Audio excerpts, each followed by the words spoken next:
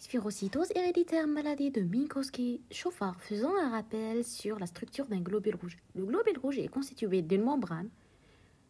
C'est une bicouche lipidique constituée de phospholipides et de cholestérol. C'est une membrane. Sous la membrane, il y a le cytosquelette. Le cytosquelette sous-membranaire qui est principalement constitué de spectrine. La membrane est constituée de protéines transmembranaires. Ce qui nous intéresse, c'est la bande 3. La bande 3. Flécussem, cocho, bande 3. Attention, ce que tu roules comme bande 1, 4 ou la faux.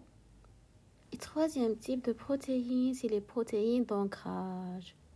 Ces trois protéines, bande 3, ancrine, spectrine, permettent l'ancrage de la membrane d'un globule rouge et ça donne la forme biconcave.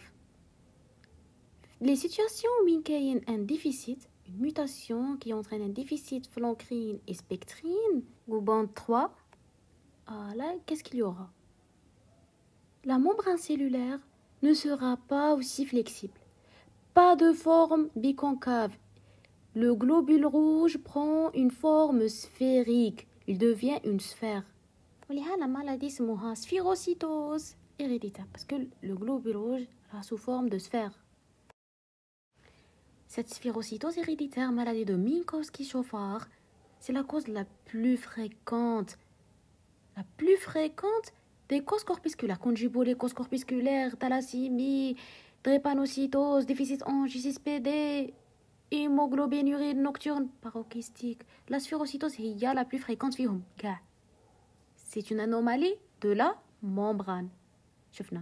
Ça devient une sphère. Cette maladie, elle est héréditaire, oui. Il y a des formes de transmission autosomique dominante ou il y a des transmissions récessives. Dans 25% des cas, ça peut être récessif, selon la forme de cette sphérocytose. Sur le plan clinique, puisque les globules rouges font anomalie de membrane, ça sera hémolyse. Ou généralement, chez l'enfant, on a une splénomégalie et ictère. Généralement, ils sont constants. L'hémolyse, l'importance elle est variable. Les complications de cette sphérocytose est l'hyperhémolyse dans les situations de stress, en cas d'infection, grossesse, en cas d'effort.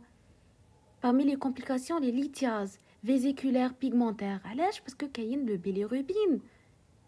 Les produits de dégradation bilirubine non conjugués. Le bilirubine en excès forme des lithiases. Il y a une érythroblastopénie aiguë en cas d'infection par le parvovirus B19. Sur le plan paraclinique, le paraclinique, tu trouves une anémie. L'anémie, il y a une VGM normale, c'est une anémie normocytaire, normochrome. Régénératif. Le frottis sanguin, il est important en les anémies. Vous avez la présence de sphérocytes. Il y a des tests qui sont faits. Test le c'est le test fragilité osmotique. Dans cette expérience, nous avons une solution hypotonique.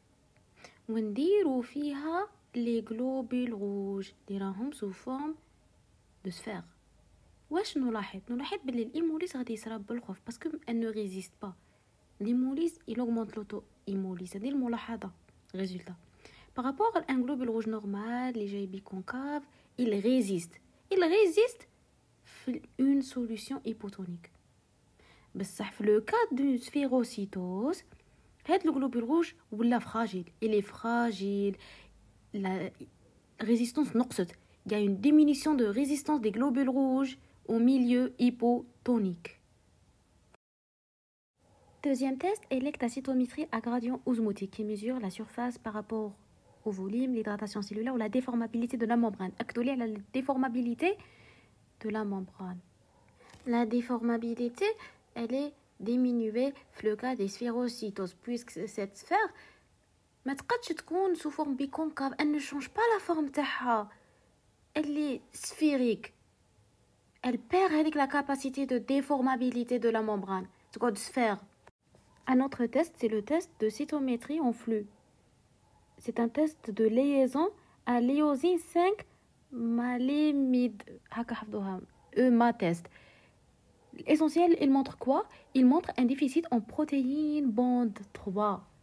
Protéine, les dire l'ancrage. Protéine transmembranaire.